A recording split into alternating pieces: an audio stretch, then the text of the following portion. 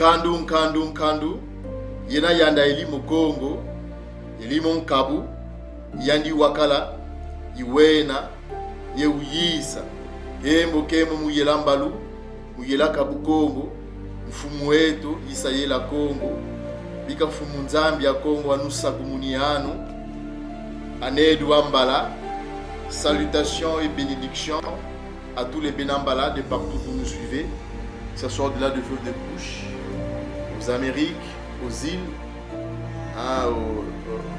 en Martinique, en Guadeloupe. Soyez bénis, bien-aimés frères et sœurs, vous qui avez l'habitude de nous suivre. Et pour ne pas trop étendre, bien-aimés frères et sœurs, cette vidéo, comme vous l'avez pu le voir sur le titre, nous allons aujourd'hui nous atteler sur le nom hébraïque, c'est-à-dire le nom Bala de Moïse. Vous savez, bien aimés frères et sœurs, lorsque vous prenez ce qu'on appelle le Codex Vaticanus, que plus tard sera désigné sous l'appellation de la Bible, ces manuscrits retouchés, vous savez, on a essayé de retoucher par-ci par-là, ajouter des choses, retrancher des choses juste pour le faire correspondre à la ligne de pensée du Vatican, ces peuples élus du diable et ses congénères, l'Occident collectif. Ils nous ont présenté un manuscrit, une sélection à eux qu'ils ont fait avec tous les livres qu'ils ont pu récupérer en l'an 70, bien-aimés frères et sœurs, lors de la destruction de Jérusalem. Ils ont essayé de faire une sélection à eux et plus tard vous nous présentez un manuscrit à 66 livres. Et lorsque vous prenez ces manuscrits-là à 66 livres, bien aimés frères et sœurs, nulle part où vous trouverez le nom hébraïque, le nom Bala de Moïse. Et c'est pas normal. Quand l'on sait par exemple avec notre tradition, parce que ces Hébreux, ces Israélites là c'est nous, ok, bien aimés frères et sœurs, et on vous l'a révélé à travers nos précédentes vidéos. Okay. Donc lorsqu'on se réfère dans nos traditions, on se réfère dans nos coutumes, c'est anormal parce que nous savons bien que lorsque une Hébreu, une Israélite, okay, met au monde son fils, il donne toujours un nom. Et comment se fait-il que pour le cas de Moïse, on ne retrouve qu'un nom égyptien? Est-ce que la mère de Moïse n'avait pas donné à la naissance de Moïse un nom hébraïque? Et aujourd'hui, bien aimés frères et sœurs, c'est ce dont nous allons nous atteler aujourd'hui. Et nous allons vous révéler tout au long de cette vidéo, bien aimés frères et sœurs, le nom que la mère de Moïse avait donné à son fils lors de sa naissance. Ok, donc le prophète Nabi, les prophètes ou le serviteur, ou si vous voulez encore les législateurs, Massa, okay, c'est son nom égyptien. Le législateur, celui qui nous a légué le Tsafiatouli, c'est-à-dire le rouleau de la loi, avait un nom, bien aimés frères et sœurs, hébraïque, un nom, voilà. Et nous allons tout au long de cette vidéo vous le révéler aujourd'hui. Ok, donc soyez bénis, encore une fois de plus, et salutations de partout où vous nous suivez, bien aimés frères et sœurs. Alors sans plus tarder, nous allons aller prendre le Tsafiatouli. Ok. Alors, nous vous avons déjà révélé le nom de Moïse, son nom égyptien, à travers notre rubrique communauté. Hein. Vous pouvez aller sur notre chaîne et vous allez dans la rubrique post ou la rubrique communauté. C'est là où vous allez... Parfois, il faut comment dirais-je? Il faut parfois accéder à nos différentes publications que nous postons, pour pouvoir avoir des informations, des révélations sur... parfois, nous n'avons pas le temps de faire des vidéos, d'accord, bien aimés frères et sœurs. Donc, c'est aussi important de parfois aller sur notre rubrique communauté pour pouvoir avoir de révélations concernant différents sujets. Alors, comme je le disais, pour ceux qui ont l'habitude de voir, de visiter notre rubrique communauté, ils vont se souvenir de ce post que nous avons posté il y a 2 mois, Ok. Il y a 2 mois, c'était sur le nom de Moïse, son nom, je dirais, égyptien. Ok. Et comme je le dis ici, c'était juste une correction que nous avions portée à ceux de nos frères. Parce qu'il y a certains de nos frères qui disent que le nom de Massa, parce que son nom égyptien c'est Massa. Et ce nom-là ne signifie pas eau ou de l'eau, non. Comme le disent certains de nos frères. Ok. Mais Massa ici, ça vient du verbe Massa. En fait, Massa, dont nos pères ont écrit, dont la fille de Pharaon a donné à Moïse, c'était pas le Massa de l'eau, mais c'est le Massa comme étant verbe, c'est-à-dire tirer de, ou bien tirer dans. Ok. Et on a même donné la référence dans l'Ensafiansemo, c'est-à-dire le rouleau d'Exode, le chapitre 2, le verset 10, hein, que quand Massa y grandit, elle amena à la fille de Pharaon. Il fut pour elle comme un fils. Elle lui donna le nom de Massa, donc de Moïse, Massa, avec la référence le 48-72, car, dit-elle, je l'ai retiré. Et quand vous cliquez sur le mot retiré, avec la concordance les 48-71, vous avez le verbe Massa. Donc pour Massa, même en Mbalaki Congo, dans le dictionnaire Mbalaki Congo, ça veut dire jeter, tirer. Hein, ce sont des verbes synonymes. Jeter ou tirer. Des eaux, donc maille. Ok. Donc vous comprenez par là que le nom authentique que la fille de Pharaon a donné au législateur Moïse, c'était Massa. Ok. Son nom c'est Massa. Ok. Il s'appelait Massa. C'est ça la bonne prononciation, qui signifie tirer de ou tirer dans, avec comme concordance les 48-71. D'accord, bien aimés frères et sœurs. Donc, ça c'était son nom égyptien. Ok. Donc, et on a même vu ça dans le dictionnaire. Hein, j'ai même posté aussi ici, dans le dictionnaire Mbalaki Congo. Comme vous pouvez le voir, ça c'était la bonne prononciation. Donc, c'est Massa qui signifie tirer de. Ok, ce n'est pas de l'eau, mais tirer de. Parce que Massa, il a 3 connotations dans le dictionnaire Mbalaki Congo. Massa signifie en même temps de l'eau. Il signifie aussi le maïs. Il signifie aussi comme étant le verbe tirer de ou tirer dans. Donc en fait c'est le premier. On va prendre le dictionnaire Mbalaki Congo. Donc c'est ce premier Massa là que vous voyez. Donc jeter, lancer dans ou jeter. Hein? Lancer, parce que lancer c'est tirer. Hein, voilà. Lancer, tirer, dans. C'est ça hein, le verbe Massa. C'est de ces verbes là d'où est venu le nom du législateur Moïse. Donc Massa qui veut dire tirer dans ou tirer de. Ok, donc ça c'est vraiment égyptien. Donc le premier Massa là, c'est vraiment d'origine égyptienne. Vous voyez ça? Mais ça se retrouve dans le Mbalaki Congo parce que nous avions passé un moment avec ce peuple là, donc les Kamites.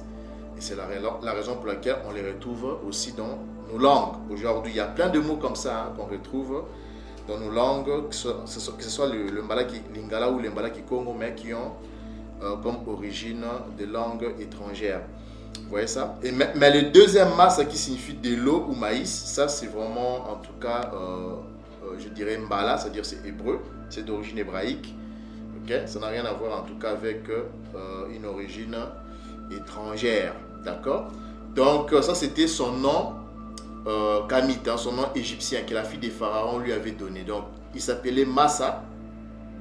Ok? Il s'appelait Massa. Et Massa qui signifie tirer de. Donc, ou Massa qui veut dire tirer de ou tirer dans. Donc, voilà. Maintenant, son nom hébraïque, comme on vous l'a promis, on va vous donner de la connaissance. On va vous donner la révélation de son nom hébraïque, Mbala, aujourd'hui. Mais avant de vous révéler le nom hébraïque, c'est-à-dire Mbala, du législateur Moïse, donc Massa, son nom kamite, égyptien, j'aimerais d'abord ici, parce qu'il y a des frères et des sœurs parfois qui viennent dans les commentaires, à travers nos précédentes vidéos, concernant les livres apocryphes. Hein, voilà. Il y a certains de nos frères et de sœurs, voilà, dans des commentaires qui disent que le livre dit apocryphe par les Vaticans, c'est-à-dire date du 4e et du 6e siècle après le Messie. Écoutez, c'est faux. Donc, tous ceux-là qui disent ça, bon, parfois, ils n'ont pas la connaissance. Moi, je comprends parfois.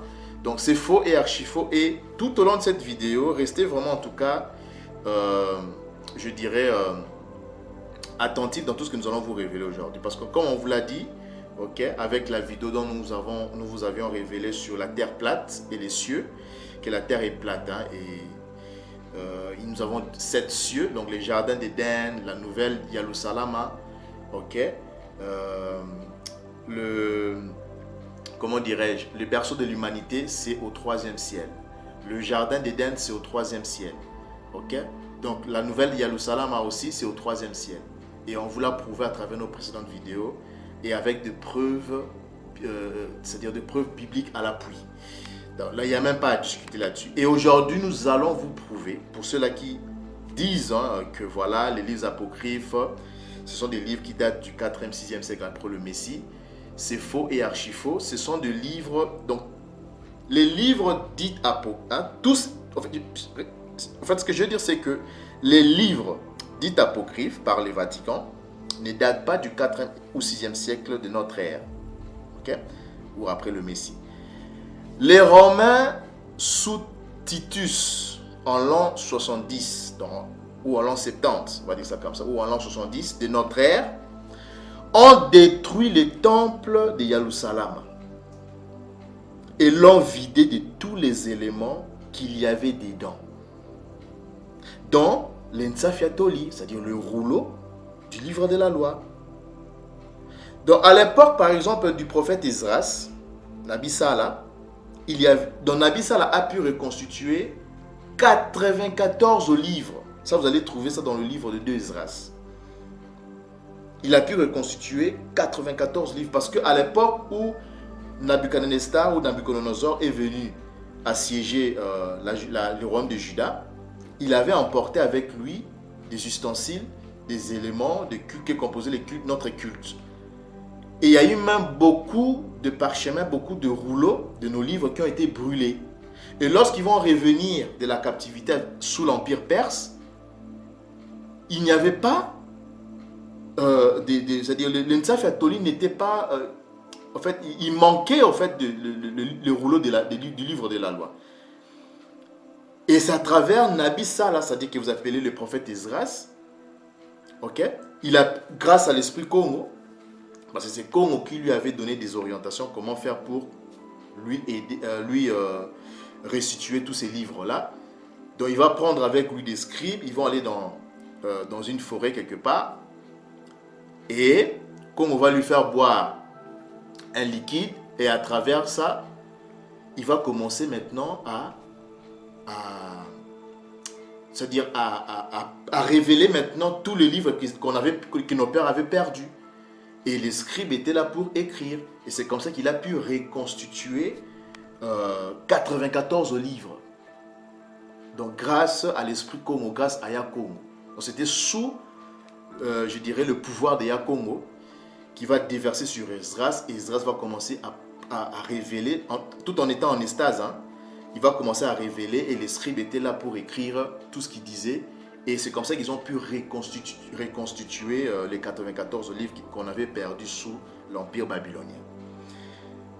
Et ces 94 livres que les prophètes Esdras, Nabi Sala a pu reconstituer, ça c'est même sans compter Daniel, sans compter lui-même Esdras, sans compter Baruch et Habakkuk, qui étaient ses contemporains. Ils ont vécu au même moment. Vous voyez ça? Donc, bien aimés frères et sœurs, on va vous prouver aujourd'hui que le livre dit apocryphe par les Vaticans ne date pas du 4e ou 6e siècle de notre ère ou après le Messie. Non, c'est faux. Donc, tous ceux qui disent ça, ils sont dans leur ère, ils sont dans le faux. Et on va vous le prouver aujourd'hui. D'accord? Donc, ces livres-là dits apocryphes, bien aimés frères et sœurs, ils sont cités de manière directe. Vous avez par exemple, c'est vraiment cité de manière directe dans ce que vous appelez la Bible. Vous avez par exemple le cas du livre du Juste, le cas par exemple du livre d'Enoch. Ce sont des livres que le Vatican a retirés volontairement, ok? Ça a été retiré volontairement par les Vaticans, le peuple élu du diable, les Vaticans et ses congénères, l'Occident collectif, le peuple élu du diable. Vous voyez ça? Donc, qui représente le quatrième animal, les quatrième animal, donc ces royaumes édomites, dont l'Occident collectif, représente le quatrième animal dont a prophétisé Daniel, le prophète Daniel, dans Daniel 7, 25. Vous voyez ça, bien aimés frères et sœurs. Donc, la Bible ou le Codex Vaticanus, hein, ce manuscrit à 66 livres que vous appelez la Bible, que les Édomites romains appellent le Codex Vaticanus, est une supercherie. Nos pères ne nous ont pas légué 66 livres, bien aimés frères et sœurs. Ok? Mais ils nous ont légué au-delà des 100 livres. Ok? Donc, c'est une supercherie, ces 66 livres-là, qui composent ce Codex Vaticanus que vous appelez la Bible. C'est une supercherie édomite afin de soumettre le peuple, c'est-à-dire le peuple en général, différents peuples, l'humanité, à la volonté de Satan, d'une Satan. Donc, il y a encore d'autres qui disent que non, ils rejettent le Nouveau Testament. donc, moins vous rejetez, moins vous savez. En fait, c'est vraiment, en fait, c'est comme je l'ai toujours dit, hein, bien aimés frères et sœurs. Donc, vous savez, le diable est tellement malin. C'est-à-dire que moins tu en sais, ok, pour le diable, c'est mieux comme ça. Donc, quand tu ne connais pas beaucoup de choses, parce que quand tu rejettes encore dans les 66 livres-là, d'abord, qui est une supercherie, qui est un mensonge, tu enlèves encore les 29 livres qui composent le Nouveau Testament, soit disant le Nouveau Testament, ok, donc tu te retrouves avec 39 livres. Mais c'est-à-dire que tu es borné en fait quoi. Et vous allez comprendre à travers cette vidéo que tous ceux-là qui disent que non, tous ces gens, hein, tous ces frères, nos frères, ok, qui se concentrent seulement sur le, soi-disant l'Ancien Testament, ces 39 livres-là, ce sont des gens qui tournent, en fait, ils tourneront à rond et ils ne maîtriseront en rien du tout les Saintes Écritures. Ils connaîtront la vérité en moitié. C'est-à-dire qu'ils connaîtront vraiment des choses de façon moindre. Parce que c'est ça le diable. Moins tu en sais, c'est mieux comme ça. Et pourtant, nos pères ne nous ont pas laissé 39 ou 66 livres. C'est au-delà des 100 livres, comme je l'ai dit. Et on va vous les prouver aujourd'hui, tout au long de cette vidéo. Donc, j'aurai besoin de votre attention, s'il vous plaît, tout au long de cette vidéo, bien aimés frères et sœurs. Alors, pour cela, allons-y prendre...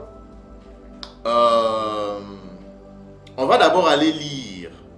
Allons-y prendre dans le livre de Josué.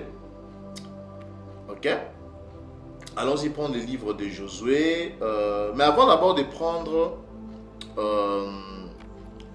prenons d'abord, commençons par Josué. Josué, le chapitre 10. On va aller au verset...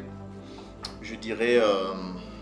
je crois que c'est dans Josué 10, le chapitre 10, le verset 13, hein, je crois, ouais. Le verset 13. Allons-y.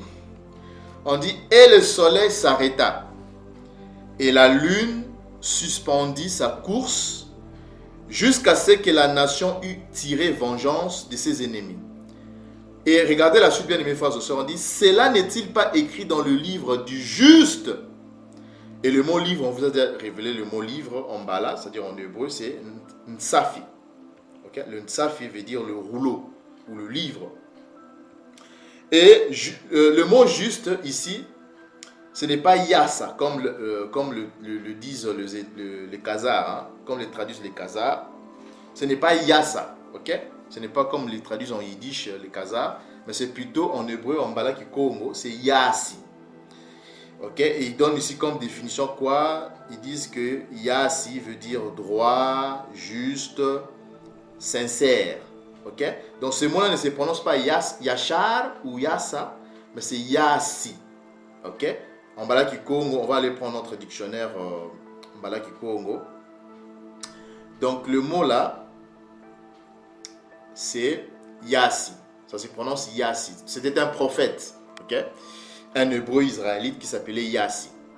Ok? Et aujourd'hui, ces mots-là, vous avez beaucoup de nos frères et de nos sœurs au-delà de faible de couche qui portent ces noms-là, Mayasi. Ok? Yasi ou Mayasi, ça veut dire sincère, celui qui est sincère, qui est droit, qui est juste. Ok? C'est Yasi. Donc, ce livre-là s'appelle le livre de Ntsafia Yasi. Ok? C'est le livre du juste, le livre du juste. Donc, ce livre-là, bien aimés frères et sœurs, il faut se poser maintenant la question. Lorsque vous prenez votre 66 livres-là, le Codex Vaticanus, hein, est-ce que vous retrouvez un livre au nom du livre du juste? Où est allé ce livre du juste, bien aimés frères et sœurs? Parce que Josué, vous voyez que nos pères, à l'époque de Josué, okay, nos pères avaient connaissance de ces livres.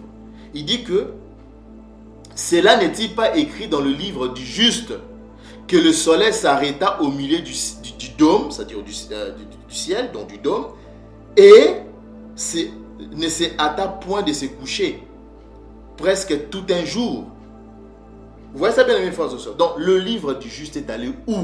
Donc c'est par ici que vous comprenez qu'il y a beaucoup de livres qui sont cités, parce que c'est cité vraiment de façon directe.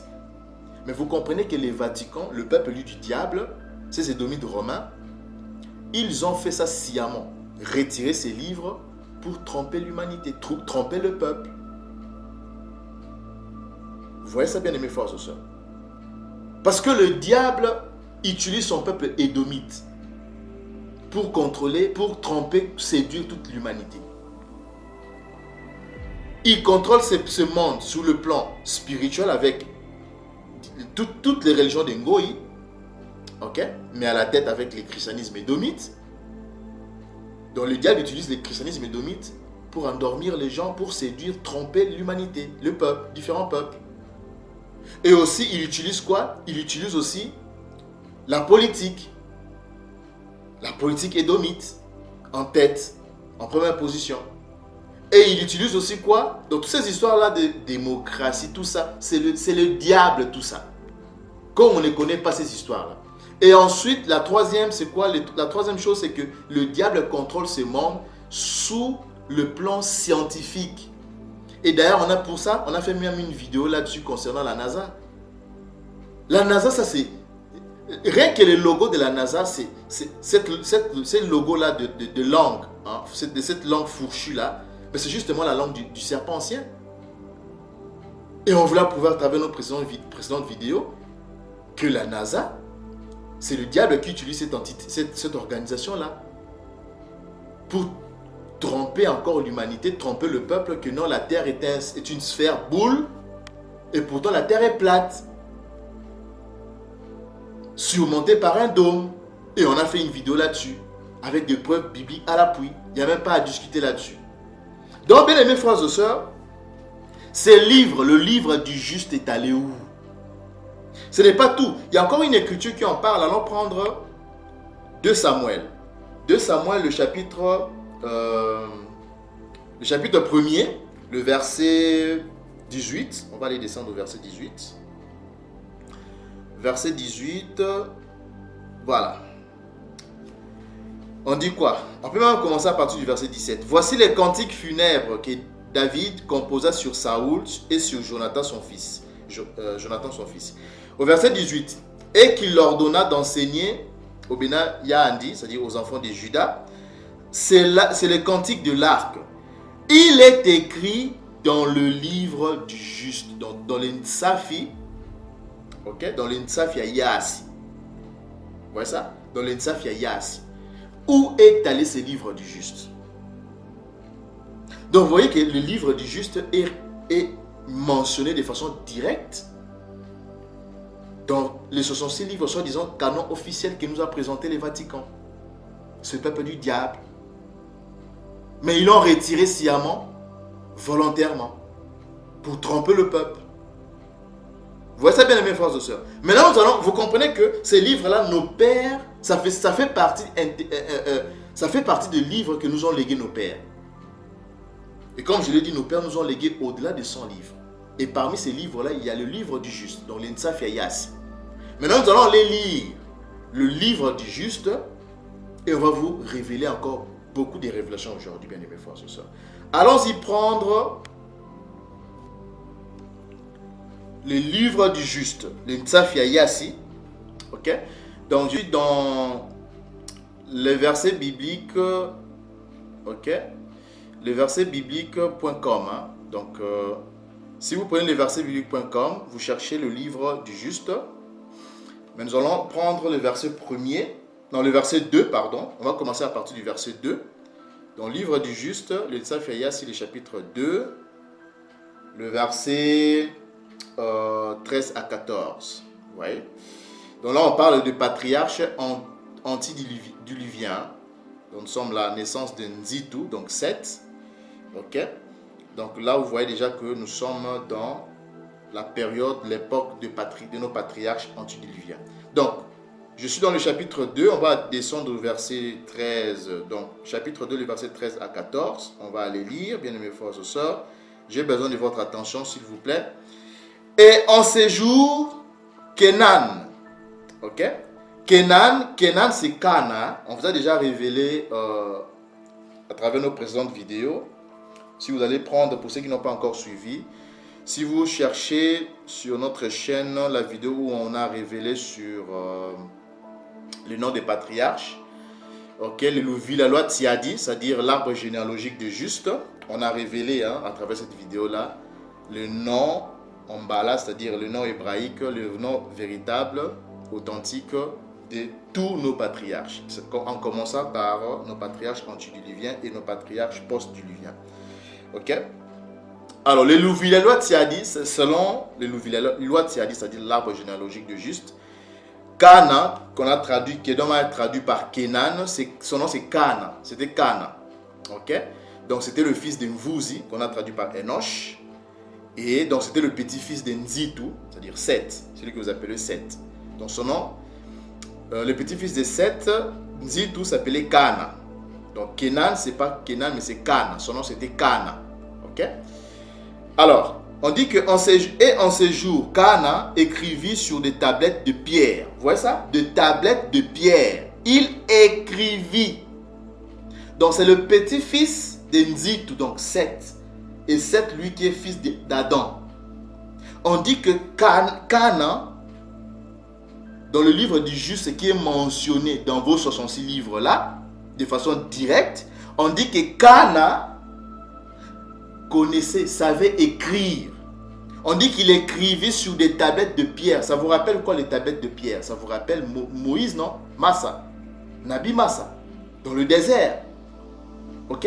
Sur la montagne de Sinaï, qui est allé recevoir les tablettes, les tablettes de pierre aussi.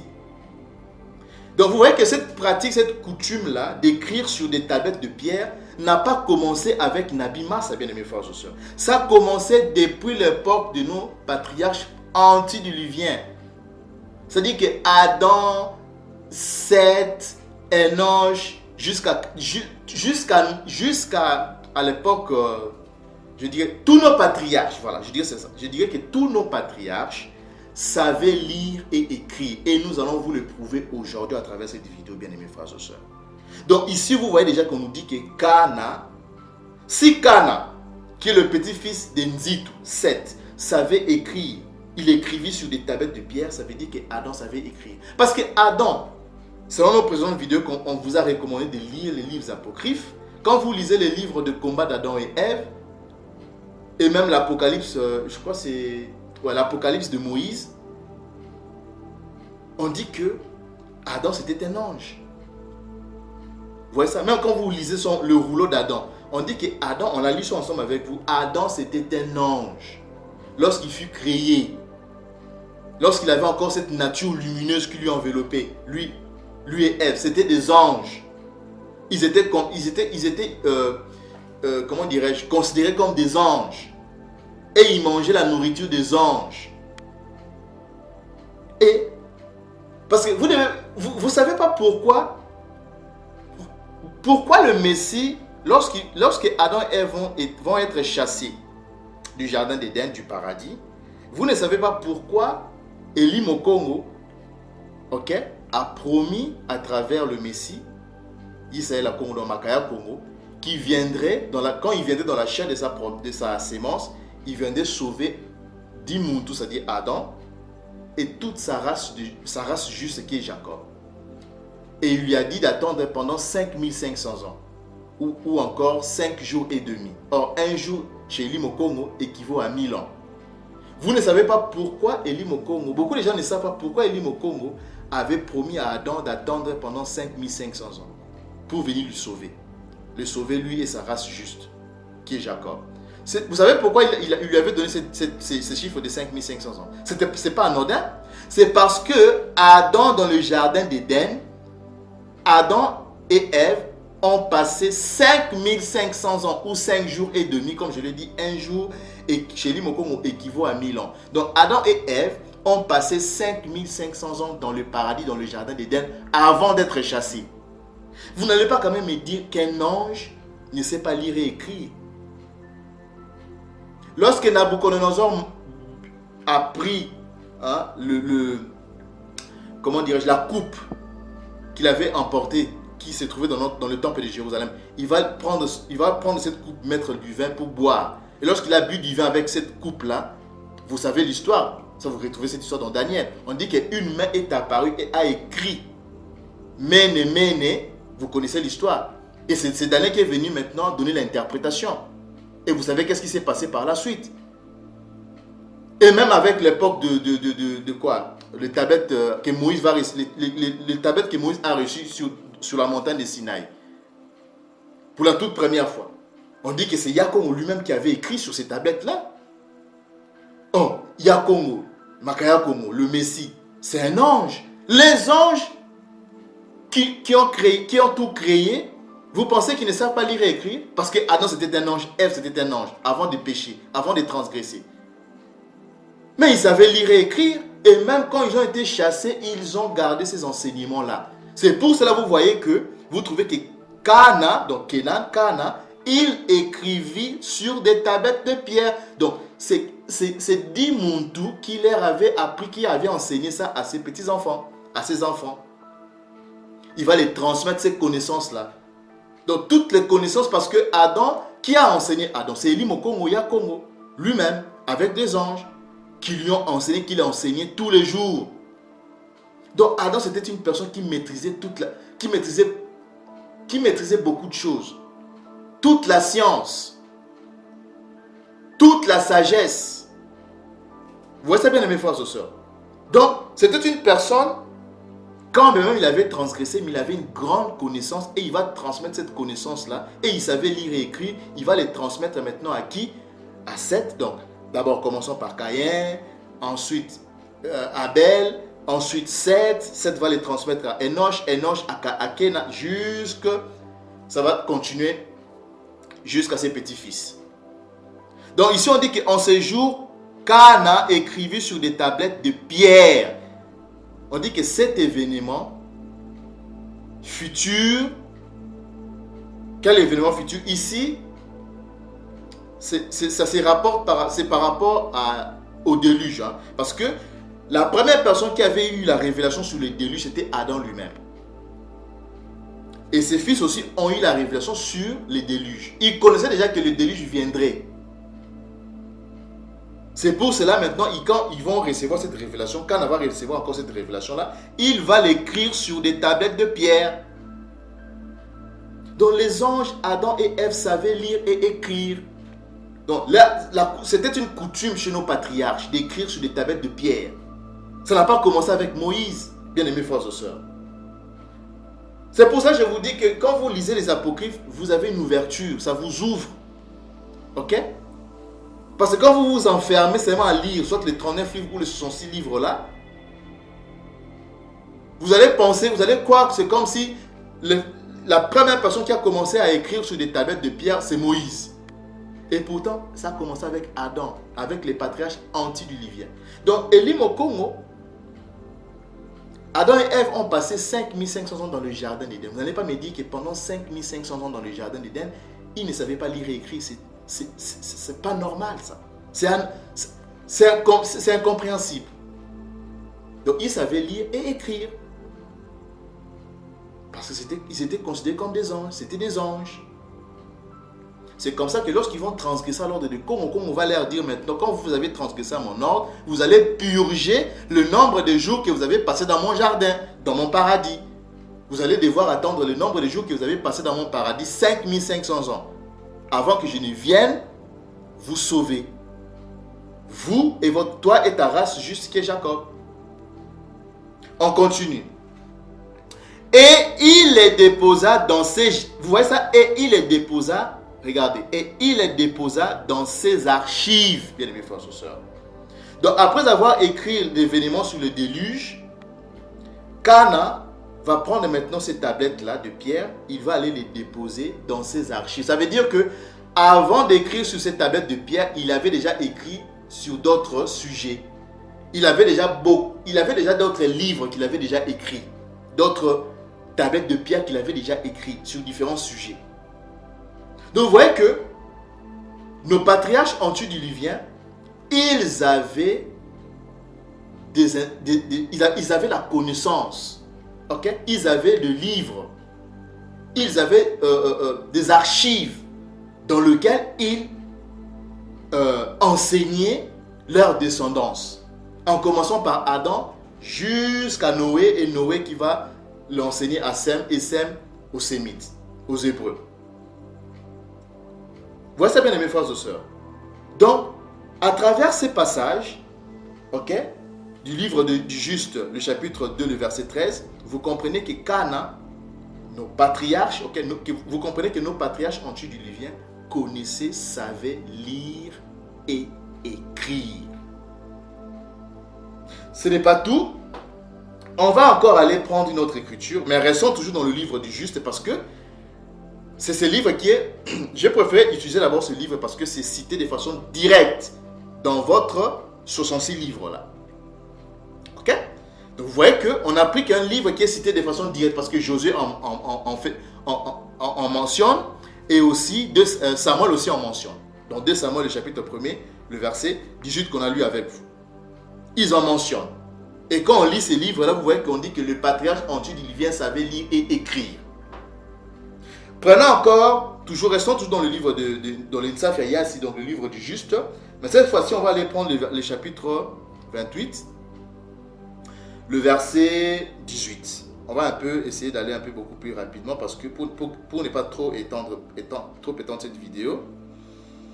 Un instant. Donc je suis dans le chapitre 28, le verset 18. Ok.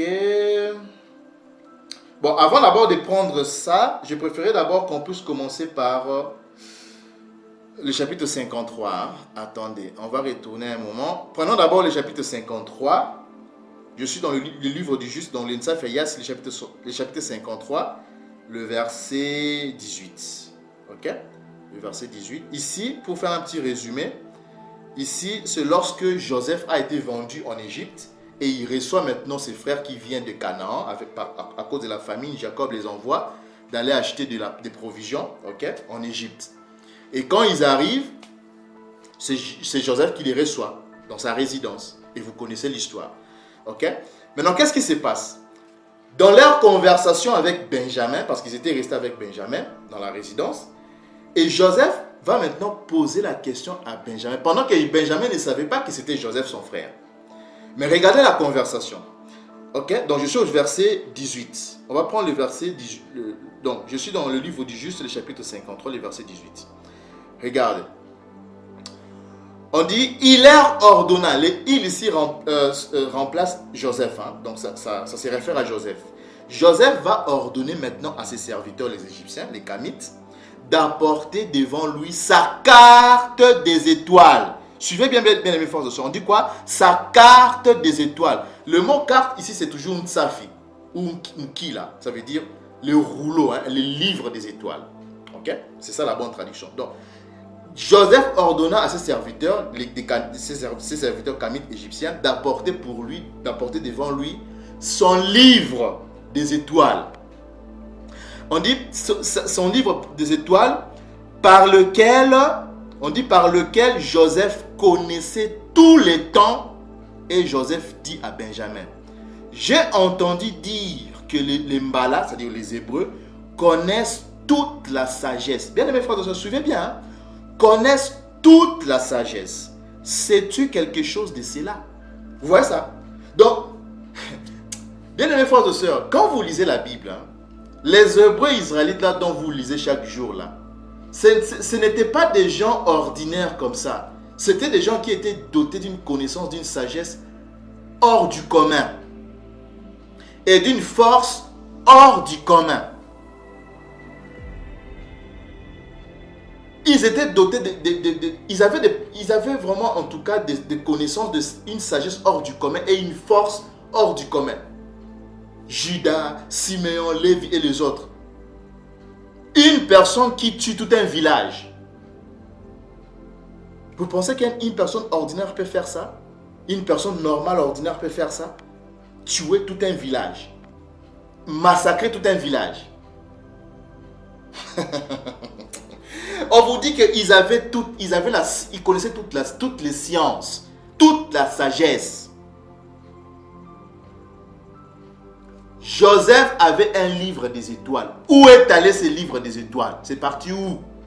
Si ce n'est pas dans le Vatican. Mais réveillez-vous, bien-aimés frères et sœurs. Vous comprenez qu'il nous manque beaucoup d'éléments.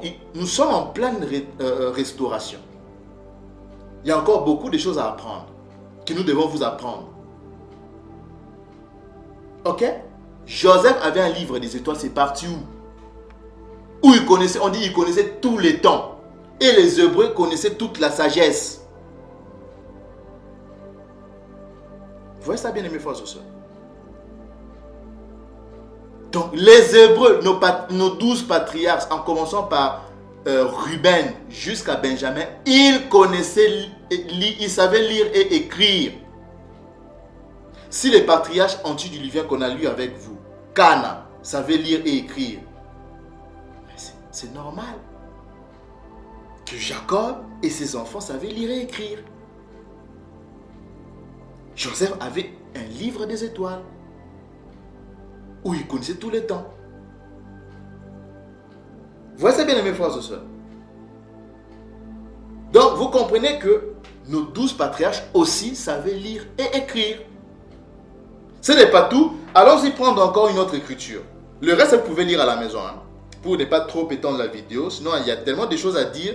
Mais je ne pourrais pas le faire, tout dire, mais tout vous révéler ce soir. En fait, vous les révéler aujourd'hui. Parce que, en réalité, voilà. Ça va vraiment, en tout cas, trop étendre cette vidéo. D'accord, bien aimés frères et sœurs. Alors, allons-y prendre... cette fois-ci, on va aller prendre... restons toujours dans le chapitre 53, mais on va un peu monter. On va aller au chapitre 7. Non, le verset 7, pardon. Donc, le livre du juste, le chapitre 53, le verset 7.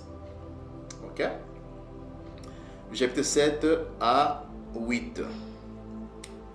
On dit, les hommes donnèrent les présents à Joseph. Ok.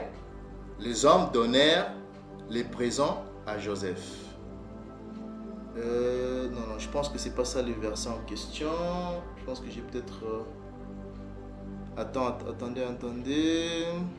Ah oui, c'est ça, exact. C'est le bon passage. Donc, les hommes donnèrent le présent à Joseph. Ici, c'est en fait, lorsque ses frères sont venus de Canaan, ils ont remis à Joseph des présents, des cadeaux. Et souviens bien la conversation. Ils ne savaient pas que c'était Joseph qui était en face d'eux.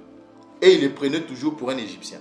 Les hommes donnèrent le présent à Joseph et ils s'assirent tous devant lui. Joseph leur demanda, « Est-ce que vous allez bien? Est-ce que vos enfants vont bien?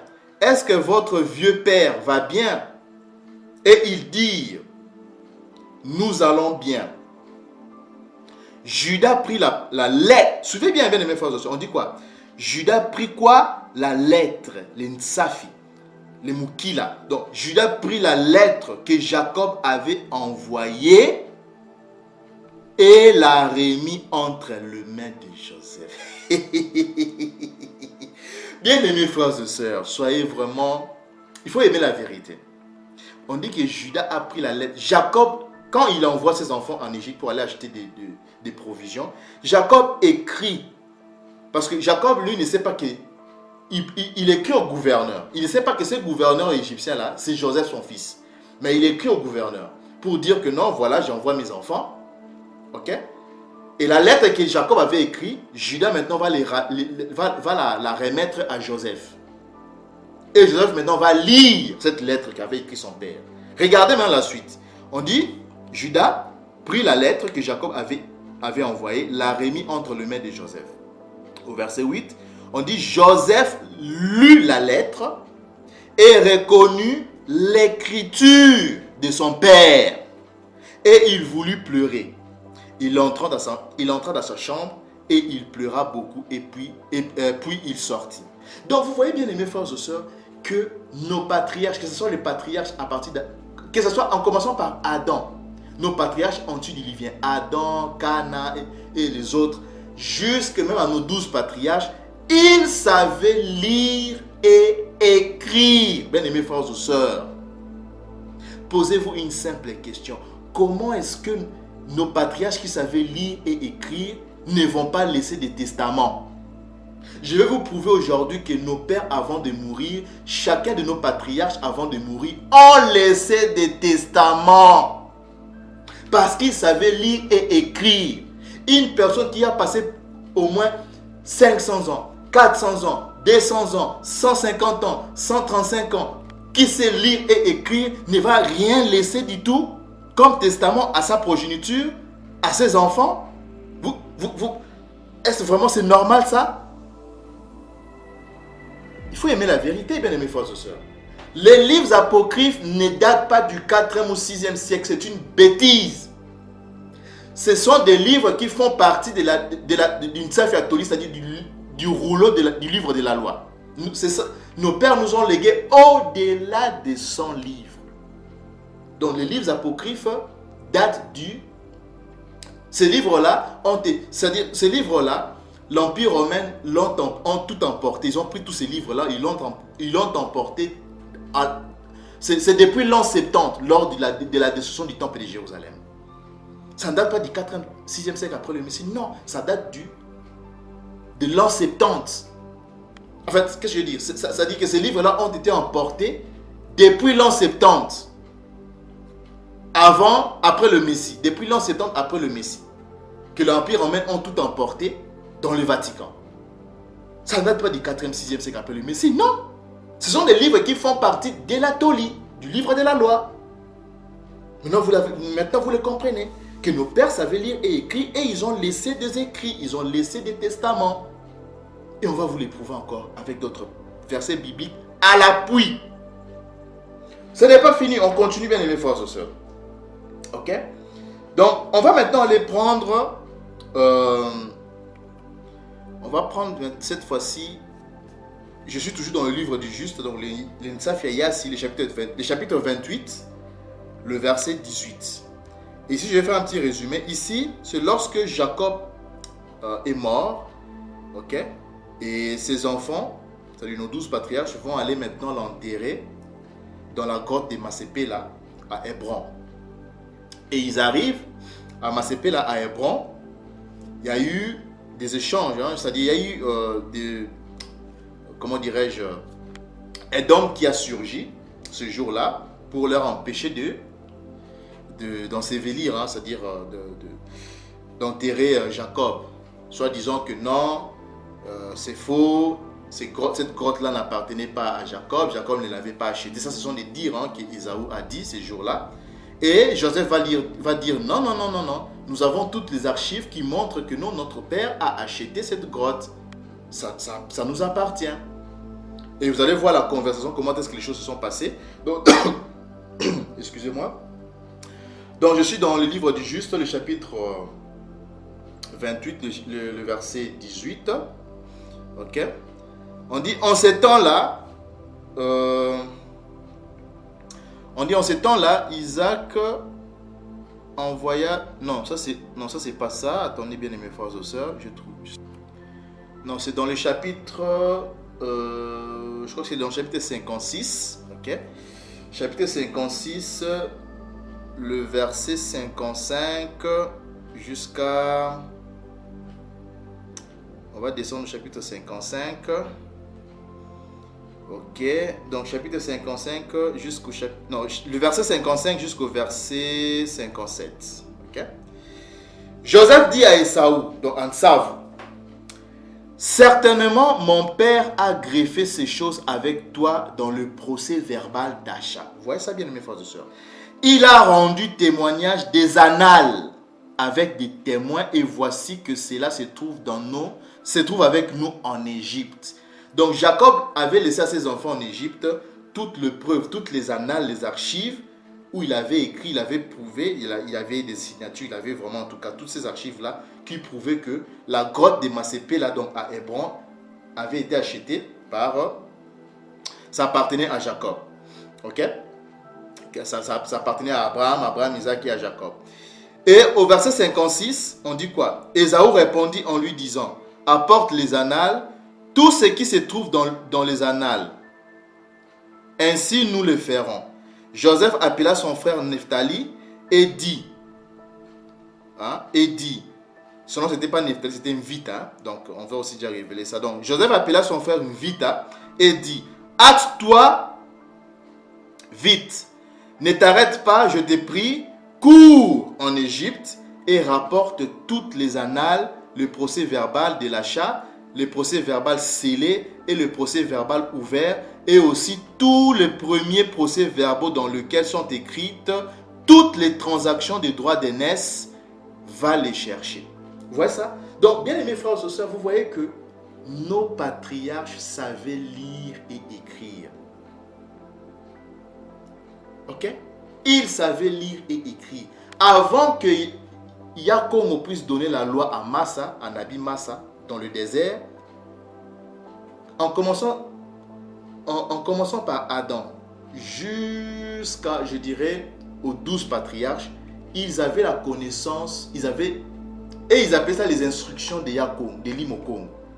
Que plus tard, Limokomo va encore ajouter d'autres lois, les 10 commandements et d'autres pour totaliser les 73 lois. Mais avant que les 73 lois puissent être redonnées au législateur Moïse, c'est-à-dire que les instructions que Elim Okongo à travers Yakomo, que Yakomo à travers Elim Okongo a donné à Adam, à Dimuntu à travers les anges, ces instructions-là, cette connaissance-là qu'avait Adam va les transmettre jusqu'à Noé et Noé va les transmettre à Sem et à Héber. Et Sem et Héber, c'est Sem et Héber qui ont enseigné à Abraham. Et Abraham va enseigner à Isaac. Abraham et Isaac ont passé beaucoup du temps dans la maison de Sem et d'Héber. Et Jacob aussi a passé beaucoup de temps dans la maison de Sem et Héber pour apprendre. Ils apprenaient parce que nos patriarches savaient lire et écrire. Et on va prendre une écriture par rapport à ça, toujours dans le livre du juste, donc de Ntsafia Yassi. Ok, le chapitre 28, le verset 18. En ce temps-là, Isaac envoya Jacob, son fils cadet, dans la maison de Sem et d'Héber, Mbala. Nsemi et Mbala. Parce que le nom d'Héber c'est Mbala, d'où vient le mot hébreu, Mbala, dans les Bénin Mbala. Et il a pris quoi? Suivez bien. Et il a pris les instructions de Limo. Vous voyez ça? Et Jacob resta 32 ans. Bien aimés frères et sœurs, Jacob resta 32 ans dans la maison de Sem et Héber pour apprendre les instructions de Limo. Donc nos pères, nos patriarches, avant la loi, ils connaissaient déjà que tuer c'est mauvais, manger du sang c'est mauvais, l'adultère c'est mauvais. Donc ils avaient toute la sagesse. 32 ans dans la maison de Sem et Héber que Jacob a passé. Et Sem et Héber ont été enseignés par qui? Noé. Et Noé a reçu ces instructions de qui? D'Adam. Et on dit que Ésaü, son frère, n'alla point car il ne voulait pas aller. Et il resta dans la maison de son père dans le pays de Canaan. Jacob a passé 32 ans dans la maison de Sem et Héber pour apprendre les instructions de Jacob. Donc il connaissait toute la sagesse, toutes les sciences. Bien-aimés frères et sœurs, ce n'étaient pas des gens ordinaires comme ça. Ils avaient des habiletés hors du commun. Donc vous comprenez, bien-aimés frères et sœurs, vous comprenez maintenant que le livre du juste qui a été mentionné, ok, dans Josué et dans 2 Samuel, qui ont été mentionnés de façon directe, vous comprenez maintenant pourquoi le Vatican a retiré ce livre. Parce que dans ces livres regorge beaucoup de vérités, beaucoup de détails, beaucoup d'informations qui leur mettent à nu leurs mensonges. Donc les patriarches, en commençant depuis Adam, tous nos patriarches, que ce soit les patriarches antidiluviens ou post-diluviens, savaient lire et écrire. Et ils ont laissé des testaments, ils ont laissé des écrits que le Vatican a emportés lors de l'Empire romain, la destruction du temple de Jérusalem en l'an 70 avec Titus. Ils ont emporté tous nos livres. Tous ces livres-là qui font partie du rouleau de livres de la loi, ils l'ont emporté, depuis l'an 70, ils l'ont emporté dans le Vatican. Et ça se trouve là-bas, chez eux. Maintenant, on va vous les révéler. À part, à l'exception du livre du juste, qu'on vient de vous révéler, que ça c'est cité de façon directe dans Josué et dans le livre de Samuel, il y a aussi beaucoup d'autres livres qui sont cités de façon directe, mais que vous ne retrouvez pas lorsque vous lisez les 66 livres-là que vous a présenté le Vatican. Et c'est par là que vous allez comprendre que le diable utilise ce peuple-là pour... Vous comprenez ça? Le diable utilise ce peuple-là pourquoi? Pour tromper le peuple, pour soumettre le peuple à la volonté du diable, de Satan, de Lucifer. Allons-y prendre, bien-aimés frères et sœurs. On va aller prendre... on va prendre la chronique. Ok? On va aller prendre la chronique. Commençons d'abord par... on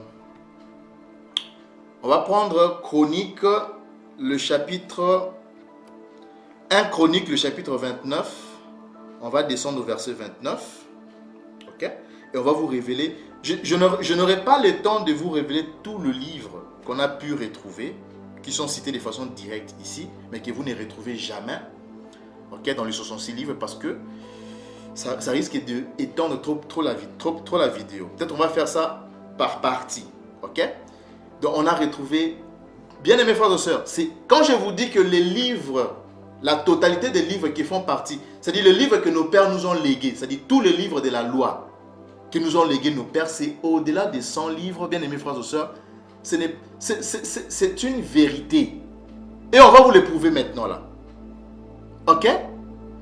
Soyez attentifs, soyez vraiment... J'ai besoin de votre attention tout au long de cette vidéo. D'accord? Donc ça met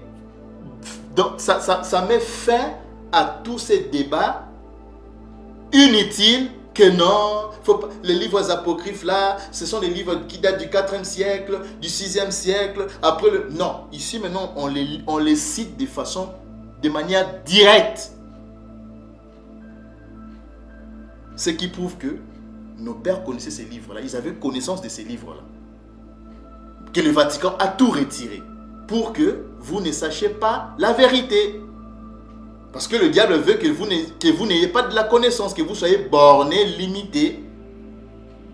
Mieux, si vous ne connaissez pas grand-chose, c'est mieux comme ça pour le diable, pour mieux vous manipuler.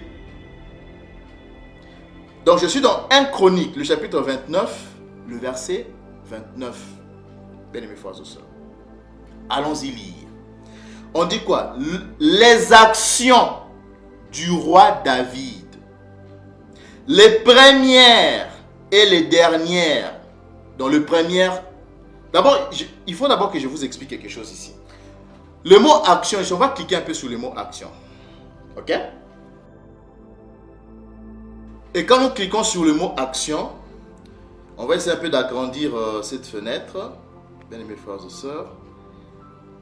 Et lorsque nous agrandissons la fenêtre, nous avons ici, ça c'est la prononciation en yiddish, il les prononce dabar, ok?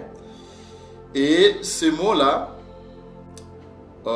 dabar, ok, selon la prononciation en yiddish, ils disent que cela signifie quoi? Cela signifie la parole, ok? Cela signifie la parole, ça signifie le dire, vous voyez ça? C'est le dire, ok, le mot, donc dire, parole, mot, vous voyez ça? Donc les mots, ok, les mots, la parole, le dire. Donc vous voyez que le mot action ici, que Edom a traduit par action, en fait c'est pas vraiment action comme définition, parce qu'il vient d'abord du quel verbe, ce mot-là? Ce mot-là vient du verbe dabar. On va aussi cliquer sur son étymologie, sur son origine. On va cliquer sur l'origine. Donc, il vient du verbe dabar qui signifie parler. Vous voyez ça? Parler. Ok? Donc, dabar, on va encore retourner. Dabar, on dit que dabar signifie quoi? Parler. Vous voyez ça? Maintenant, on va aller prendre notre dictionnaire Mbalaki Congo. On va vous donner la bonne prononciation de ce verbe-là. Ok? Comment nos pères prononcer ces verbes-là? Alors, selon l'hébreu, ok, parce que nous parlons l'hébreu authentique, selon le Mbalaki Congo, en fait, c'est pas dabar. Ces mots-là ne se prononcent pas dabar, mais ça se prononce diboula. Ok? Diboula, kudeboula, kudiboula ou kudeboula signifie commencer à parler. Vous voyez ça? Donc, c'est parler. Aujourd'hui, on dit kuboula di solo. Hein? Kuboula, ça veut dire raconter, parler, dire. Vous voyez ça? Donc, diboula ou boula veut dire parler, dire en Mbalaki Congo. Et aujourd'hui, il y a encore un autre verbe qu'on utilise, kutuba. Donc, il est en même temps verbe, il est aussi en même temps substantif. Donc, quand on dit kutuba, c'est le verbe. Kudeboula ou kudiboula, c'est parler, c'est le verbe, parler, dire. On peut aussi l'utiliser comme substantif pour dire madiboula ou madeboula. C'est un peu comme aujourd'hui on dit matuba pour dire les paroles, les dire, les parler. Donc c'est exactement ça. Vous voyez ça? Donc madiboula, qui vient du verbe kudiboula ou kudeboula, ça veut dire parler, dire. Donc la bonne traduction, si on retourne, maintenant que vous avez compris cela, on va retourner dans 1 Chronique, le chapitre 29, le verset 29. Donc le mot ici, ce n'est pas action, mais c'est les paroles, les dire, les parler.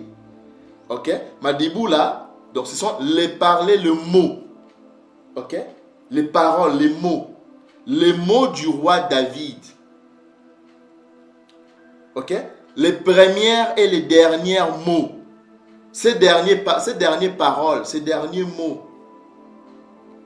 Vous voyez ça? Donc, c'est les derniers mots du roi David. Les premiers et derniers mots du roi David. Ou les premiers et les derniers mots. Pardon, que je dis? Les premiers ou les dernières paroles du roi David. Ou encore les premiers et les derniers dires ou paroles du roi David. En réalité, ici, il s'agit des testaments. C'est ça qu'on a traduit par testament. Ok, donc les testaments. Parce que les dernières paroles, avant qu'une personne meure, c'est les testaments. Vous voyez ça? Donc, la bonne traduction aussi, ça sera de dire les paroles. Hein, les paroles ou les testaments, le testament du roi David. Donc, ces premiers mots et ces derniers mots, ces dernières paroles. On dit que les paroles du roi David, donc les testaments du roi David, les premières paroles ou les premiers mots et derniers mots sont écrites dans le livre. Le mot livre, quand vous passez la souris dessus, vous voyez, c'est toujours le mot, on va cliquer, vous voyez, c'est toujours le mot diboula. Diboula. Ok? On dit que c'est le testament du roi David, donc ces dernières paroles, sont écrits. Ok, sont écrits dans le livre, c'est-à-dire dans le testament de Samuel, le voyant, de Ngunza, le prophète. C'est aussi écrit dans le testament de Nathan, parce que c'est toujours le mot ici, Diboula. C'est écrit dans le testament de Nathan, le prophète, le Nabi, et c'est aussi écrit dans le testament du prophète Gad. Bien-aimés frères et sœurs, où est allé le testament du roi David? Donc vous comprenez que les Hébreux israélites, nos pères, nos ancêtres, nos patriarches, ok, ils avaient comme coutume avant de mourir de laisser leur dernière parole, leur dernier dire, leur dernier mot, leur testament à leur descendance, à leurs enfants. C'était une coutume. D'accord? Où est allé ces livres, les testaments de David? On dit que c'est pour retrouver les testaments de David, vous allez les retrouver dans les testaments de Samuel, donc les prophètes. Donc vous voyez que et les prophètes et les rois, ils avaient comme coutume, ok? Ils avaient comme coutume de laisser leur testament avant de mourir. Parce qu'ils savaient lire et écrire, et on vous l'a prouvé tout au long de cette vidéo. Où est allé le testament du roi David? Où est allé le testament du prophète, du voyant ou du prophète Samuel? Où est allé le testament du prophète Nathan? Où est allé le testament du prophète Gad? Bien-aimés frères et sœurs, ces testaments, ces livres-là sont mentionnés de manière directe. Mais vous ne les retrouvez pas dans les 66 livres que vous a présenté les Vatican. Le peuple lui du diable. Ils ont retiré ça sciemment. Pour que vous ne sachiez pas la vérité. Pour mieux vous manipuler. Pour que vous soyez des ignorants. Pour que vous n'ayez pas assez de connaissances. Vous voyez ça, bien, mes frères et sœurs. Ce n'est pas tout. Il y a plein de livres comme ça qui sont cités de manière directe. On va encore prendre une autre écriture. Ça, c'est pour les testaments. Okay? Les testaments du roi David. On dit que pour retrouver ces testaments-là, ça se trouve dans les testaments du prophète Samuel, du prophète Jonathan et du prophète Gad. Allons-y prendre encore une autre écriture. Vous allez voir que ce n'est pas seulement David qui a laissé son testament, qui a écrit son testament ou ces trois prophètes. Non. Vous allez voir que c'est tous les rois en Isolélé qui ont laissé écrire leur testament avant de mourir. Donc ça se trouve dans les Vaticans. Allons-y prendre 2 Chroniques, le chapitre 9, le verset 29. On va descendre au verset 29, bien aimés frères et sœurs. On va encore continuer à vous révéler d'autres secrets. Vous voyez ici, on met même le titre, hein, mort de Salomon. Vous allez voir qu'avant sa mort, il a laissé aussi son testament. On dit le reste, vous voyez ça, le reste des actions. Le mot action ici, vous voyez, ou livre, qu'on a traduit par action ou livre, c'est toujours Madiboula ou Matouba. Donc les paroles, les derniers, dans les paroles, le dire, les mots du roi Salomon, on dit les premières et les dernières. Donc ce premier et dernier parole dans son testament. On dit que le testament du roi Salomon, cela n'est-il pas écrit, ok? Cela n'est-il pas écrit dans le testament du prophète Nathan? Parce que le mot livre ici, c'est toujours Madiboula. Cela n'est-il pas écrit dans les testaments, c'est-à-dire dans les paroles, dans les dires, les derniers dires du prophète Nathan? Ok? Dans le reste des paroles de Salomon, donc c'est-à-dire les testaments du roi Salomon, ses premiers mots, ses premières paroles et dernières paroles. Cela n'est-il pas écrit dans le testament du prophète Nathan, dans la prophétie d'Achija, de Silo, et dans les révélations, c'est-à-dire dans l'Apocalypse, parce que le mot révélation ici, c'est Apocalypse, c'est Kingunza. Ça n'est-il pas écrit dans le Ngunza, dans le Kingunza de Gédo, le prophète, dans l'Apocalypse de Gédo, le prophète? Où sont allés tous ces livres-là, bien aimés frères et sœurs? Parce qu'ils sont cités de manière directe. Ils sont mentionnés de façon directe. On dit pour retrouver les testaments du roi Salomon, vous retrouvez cela dans le testament du prophète Nathan, dans la prophétie d'Achija et dans l'Apocalypse de Gédo le prophète aussi. Donc le prophète Nathan a laissé son testament. Le prophète Gédo, il a aussi laissé son livre, l'Apocalypse de Gédo. Où sont allés tous ces livres, bien aimés frères? Donc vous voyez que et les prophètes et le roi en Isolélé, ils avaient comme coutume avant de mourir de laisser leurs dernières paroles, Madiboula, Matouba, leur testament. Les testaments de Salomon, les testaments de David sont allés où? Les testaments du prophète Nathan, Gad, Hein? L'Apocalypse de Gédo. L'Apocalypse du prophète Samuel. Où sont allés tous ces livres-là? Ça se trouve dans le Vatican là-bas. Donc vous comprenez bien, mes frères et sœurs, que tous ces livres-là ne datent pas du 4e ou 6e siècle après le Messie. Non! Ces livres-là se trouvent dans le Vatican. Ils ont remporté tous ces livres-là depuis l'an 70 qu'ils ont détruit le temple de Jérusalem. Et ils l'ont emporté avec eux dans le Vatican. Donc ces livres-là, ce sont les livres que nos pères nous ont légués. C'est pour ça que je vous ai toujours dit de lire les apocryphes. Donc nos pères ne nous ont pas légué 66 livres. Ils nous ont légué les livres de la loi avec plus de 100 livres, bien aimés frères et sœurs. Ce n'est pas tout, on continue encore. On va aller prendre, restons toujours dans... On va prendre cette fois-ci, non, prenons 1 roi, le chapitre 11, le verset 41. On va descendre rapidement. Le verset 41. Donc vous voyez toujours mort de Salomon. On dit le reste, ok? Le reste de quoi? Le reste des paroles de Salomon, donc c'est-à-dire les testaments de Salomon. Ok? Tout ce qu'il a fait et sa sagesse.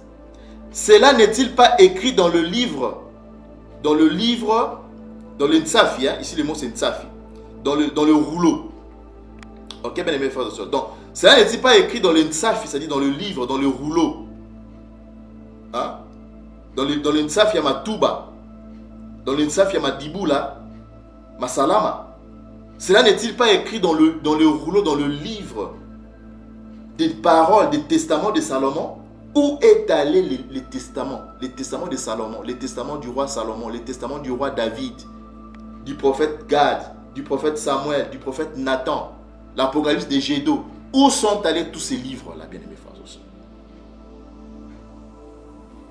Donc c'est aujourd'hui que la plupart de vous vous apprenez maintenant que le roi David, le roi Salomon et les prophètes, le roi Onisolélé, avant de mourir, ils nous ont laissé des testaments, leurs testaments. Et dans ces testaments-là, lorsque vous lisez ça, ils ont dit beaucoup de secrets. C'est pour cela, tous ces livres-là, ils l'ont retiré sciemment. Le Vatican l'a retiré. Il faut lire ces livres-là. On a déjà retrouvé beaucoup de livres, mais on continue encore à faire des recherches. Quelqu'un nous aide vraiment à récupérer tous nos livres. Parce que ça fait partie d'une Ntsafi-Atoli, c'est-à-dire du rouleau du livre de la loi. Ce n'est pas tout. On va aller encore prendre cette fois-ci. Allons-y prendre des Chroniques, le chapitre 35. Donc 2 Chroniques, le chapitre 35. Le verset... on va descendre au verset 27. Ok, allons-y au verset 27, bien aimés frères et sœurs. Verset 27, voilà. On peut même commencer à partir du verset 26 pour avoir le contexte. On dit quoi? Le reste, ok? Le reste des paroles, parce que c'est toujours ici ma Diboula, ok? Ma Diboula ou ma Touba. Donc le reste des paroles du roi Josias, parce que Josias, on va cliquer sur le mot Josias. Josias c'était qui? C'était un roi. Hein? C'était le roi... en Isolélé, hein, dans le royaume du sud. Hein. Donc le royaume du sud. On dit que le reste des paroles de Josias, c'est-à-dire les restes de son testament, c'est-à-dire ses paroles, donc ça dit son testament, les restes des paroles du roi Josias, c'est-à-dire son testament, et ses œuvres de piété, telles que le prescrit la Toli de Yandakongo. Verset 27. Ses premières et dernières actions, c'est-à-dire ses premiers et ses dernières paroles, mots. Cela est écrit où? Dans le livre, dans le Ntsafi, dans le livre de rois d'Israël et de Juda, bien-aimés frères et sœurs. Donc vous voyez que tous ces rois qui ont marché dans la droiture avec Elimokongo, avec Yakongo, avec Yandakongo, ils nous ont légué leur testament, leurs dernières paroles, leurs derniers mots, leur sagesse, leur connaissance. Où est allé le testament du roi Josias? Ses dernières paroles, son testament.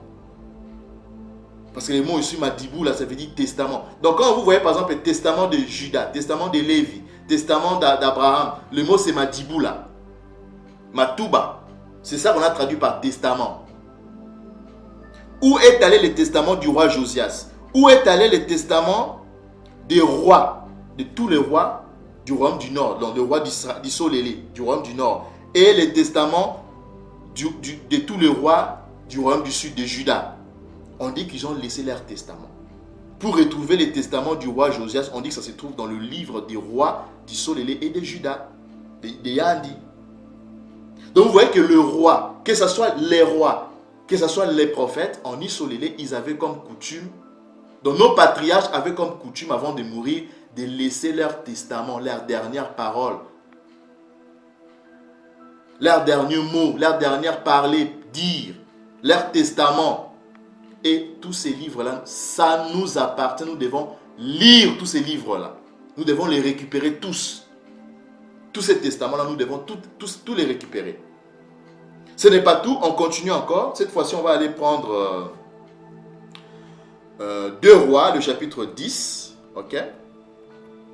Le verset 34. On va aller descendre jusqu'au verset 34. Ok? Verset 34. Voilà, nous y sommes.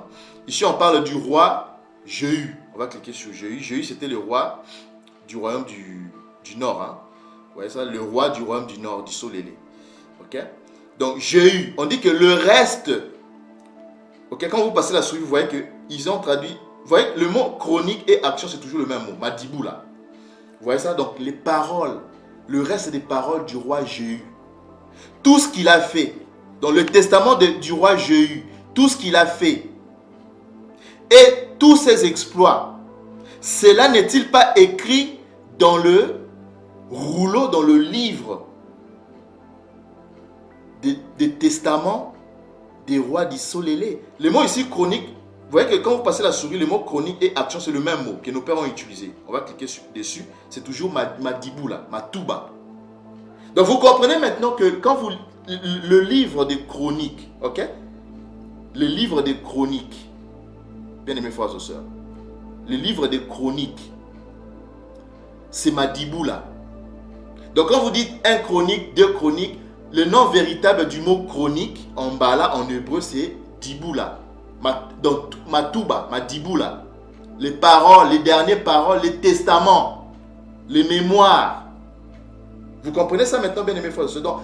Donc un chronique et 2 chroniques, c'est là où se trouvent les testaments de nos patriarches. Ça, maintenant, je vous les révèle comme ça. Parce que le mot chronique, ça veut dire quoi? Diboula, Madiboula, Madiboula, Matouba, les paroles, les mots, les dires, les parler, les derniers parlers de nos rois, de nos prophètes. Ça se trouve dans 1 chronique et 2 chroniques. C'est là où vous retrouvez les testaments de tous nos patriarches. En commençant par Adam, donc les testaments d'Adam, donc le livre d'Adam, le livre de tout, que ce soit les patriarches post-diluviens et antidiluviens et post-diluviens. Ok? Nos patriarches avaient comme coutume de laisser leur testament.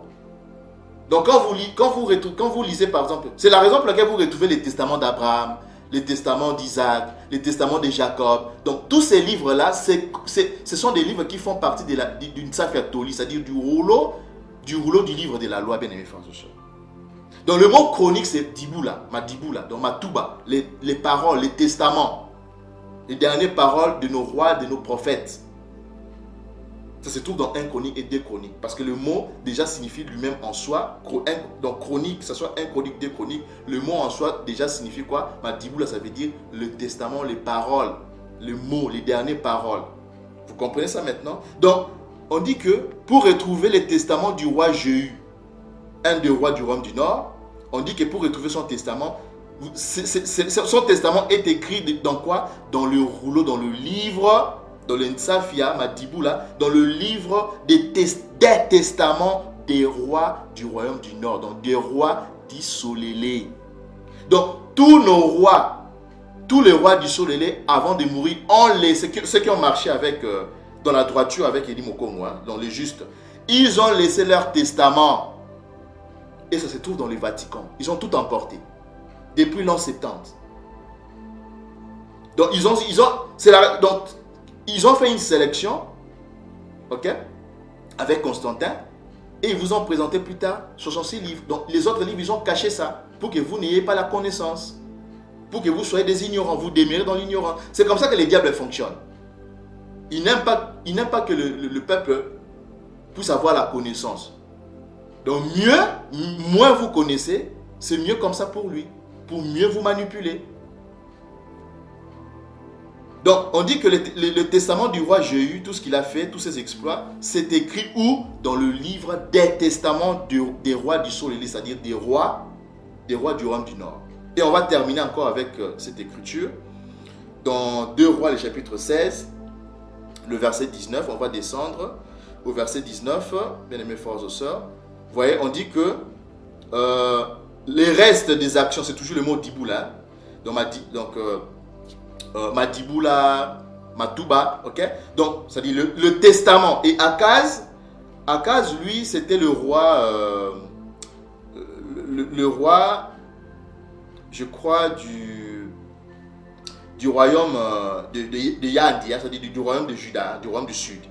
Donc, ouais, c'est ça. Donc, on dit que le reste de ces paroles, de ces dernières paroles, Madiboula, Matouba, hein? Donc, le testament du roi Akaz et tout ce qu'il a fait, cela n'est-il pas écrit dans le Ntsafi, dans le rouleau, dans le livre?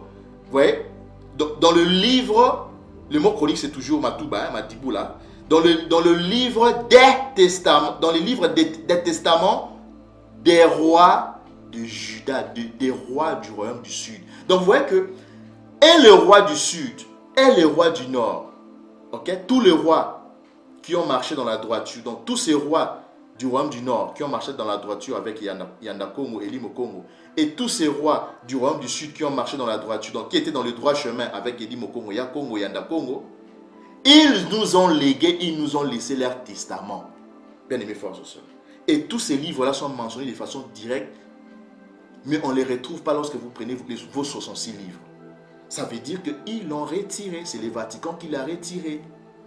Vous comprenez ça maintenant, bien aimés frères et sœurs? Ce n'est pas seulement ces livres-là dont je vous ai révélé, parce que la liste n'est pas exhaustive, bien aimés frères et sœurs. Il y a plein de livres comme ça, que vous retrouvez dans les 66 livres, qui sont mentionnés, qui sont cités de manière directe, mais que le Vatican a retiré. Ce sont ces livres-là qu'ils appellent les livres apocryphes aujourd'hui. Mais qui ne sont pas apocryphes, mais ce sont des livres qui font partie du livre de la loi, d'une Ntsafi, donc du rouleau du livre de la loi. C'est pour ça que je vous ai toujours dit de lire ces livres-là, ces apocryphes-là. Il faut le lire. Bien aimés frères et sœurs. Donc tous ces livres-là font partie bel et bien d'une Ntsafi, du rouleau du livre de la loi. Le livre de la loi ne contient pas 39 livres, soit disons l'Ancien Testament seulement. Non, le livre de la loi que nos pères nous ont légué ne contient pas aussi 66 livres, soit disons le canon officiel. Non. Soit disons l'Ancien et Nouveau Testament, non, mais le rouleau, le livre de la loi contient plus de 100 livres. Parce que nous n'avons pas, on ne peut pas tout vous révéler aujourd'hui, tous ces livres-là aujourd'hui, maintenant là, parce que ça risque, on peut même faire 5 heures du temps, comme ça, en train de vous révéler des livres. La liste n'est pas exhaustive, bien aimé. Il y en a plein. Où sont allés tous ces livres-là? Apocalypse de Gédo, Testament du roi d'El, Testament du roi David, Testament du roi Salomon, Testament d'Abraham, d'Isaac. Donc, tous nos patriarches savaient lire et écrire parce qu'on dit qu'ils avaient la connaissance, ils maîtrisaient toute la sagesse, toutes les sciences.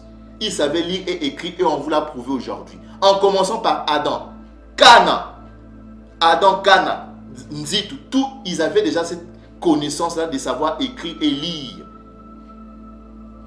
Écrire dans des tablettes de pierre n'a pas commencé seulement avec Moïse, ça a commencé depuis Adam. Notre premier patriarche. Bien aimé frères et sœurs.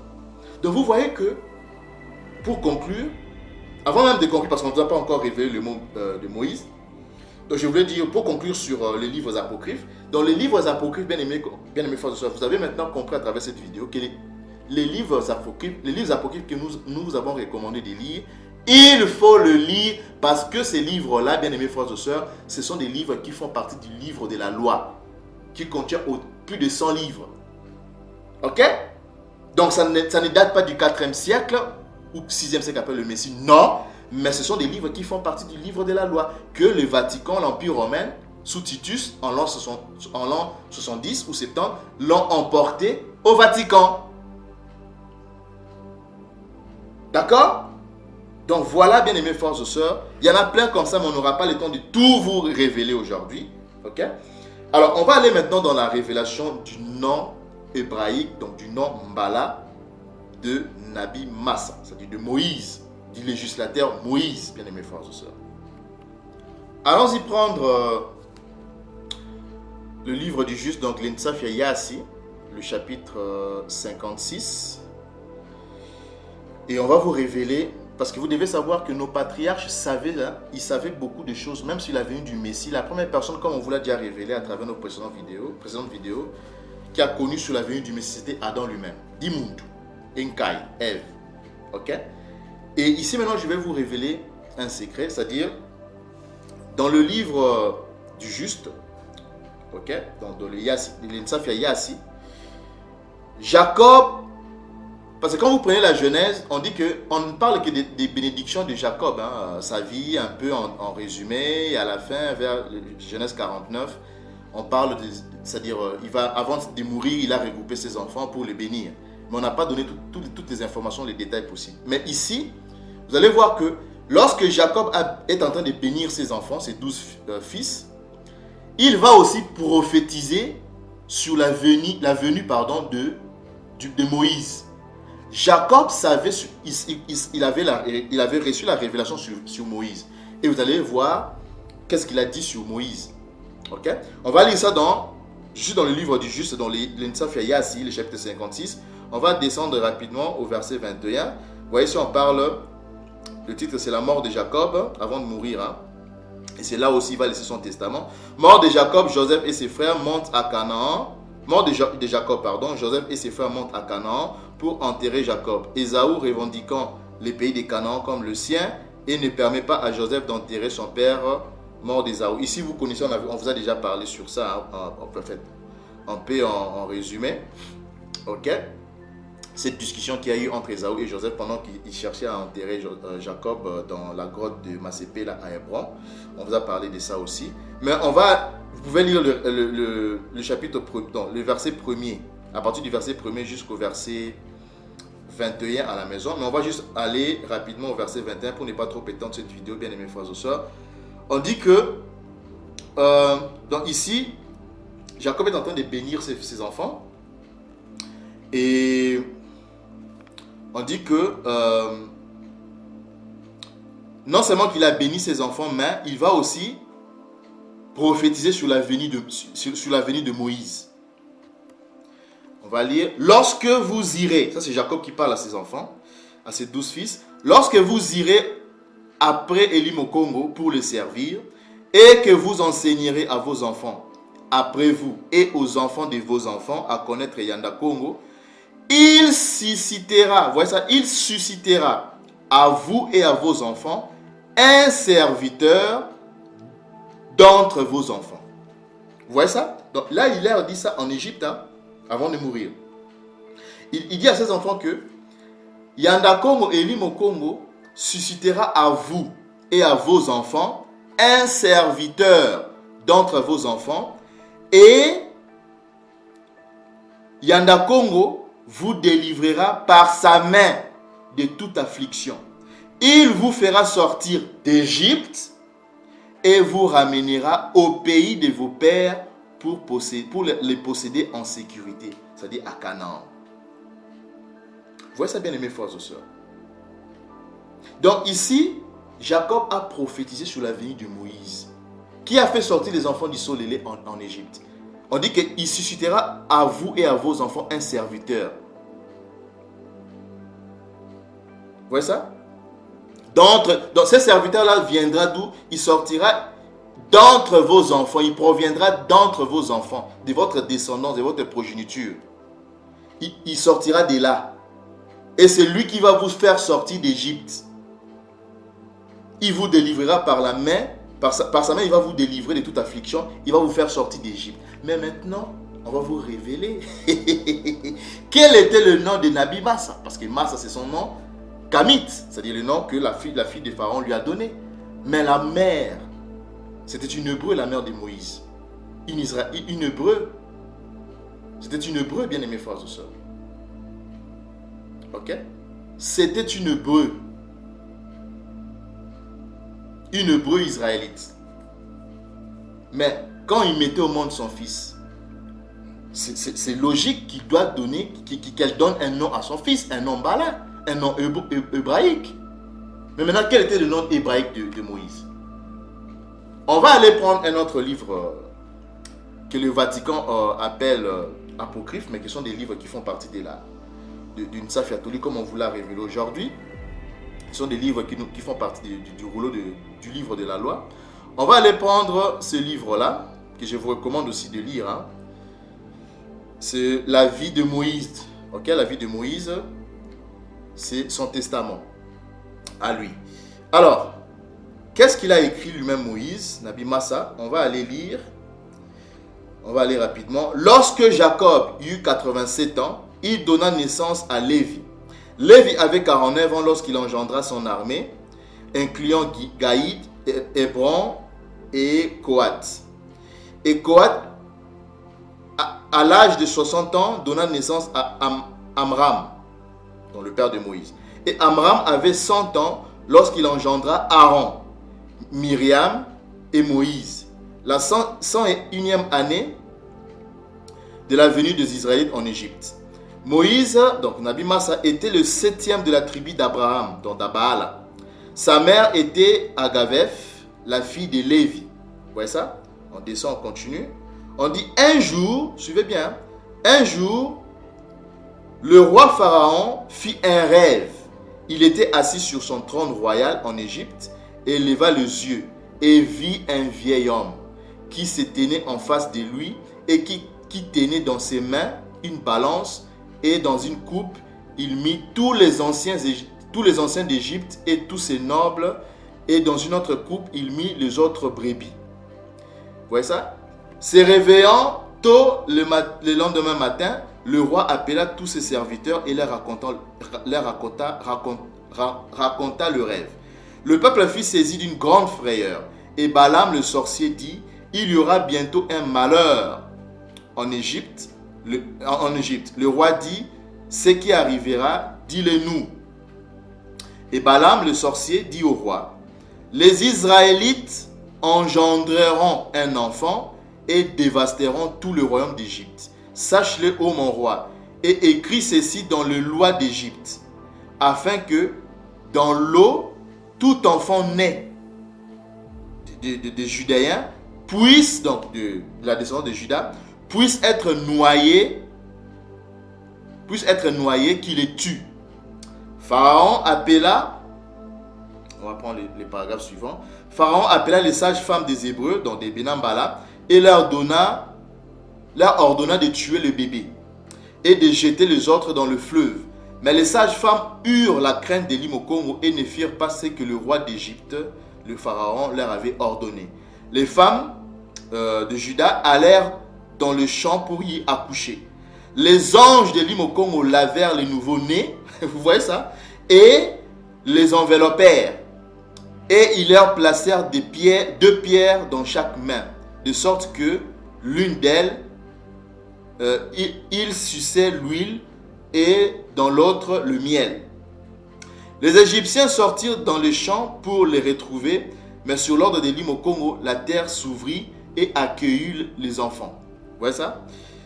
Le même suivirent les laboureurs et leurs charrues, mais ils ne purent les trouver, car l'Imokongo les cacha. Et quand ils, donc c'est-à-dire les enfants, eurent grandi dans les champs, ils retournèrent dans leur maison en abondance. Vous voyez ça, le mystère que l'Imokongo a fait. Alors le peuple de Juda, la descendance de Juda, se multiplia et devint plus fort en Égypte. Le roi d'Égypte, Pharaon, n'aimait pas le fait que les Israélites, ça ce sont des ajouts, hein. Ce n'est pas israélien, c'est israélite. Hein. Il faut faire attention, même dans les apocryphes, il y a des ajouts. Okay? Mais ces livres-là, même s'ils ont ajouté, retiré, okay, Ça, ce sont des livres qui font partie du Ntsafiatoli, du rouleau du livre de la loi. Okay? Dans les ajouts, il y en a partout. Dans les apocryphes, dans soi-disant ceux qu'ils ont présenté comme canon officiel, ce sont ces livres-là. Il y a des ajouts tout comme des retraits. Okay? Donc, ce n'est pas israélien, mais c'est israélite. C'est Isolélé. On dit, on continue. Il y avait, on va prendre le paragraphe suivant. Il y avait parmi les Israélites un homme nommé Amram, et il prit pour femme Agaveth, sa cousine, donc la mère de Moïse.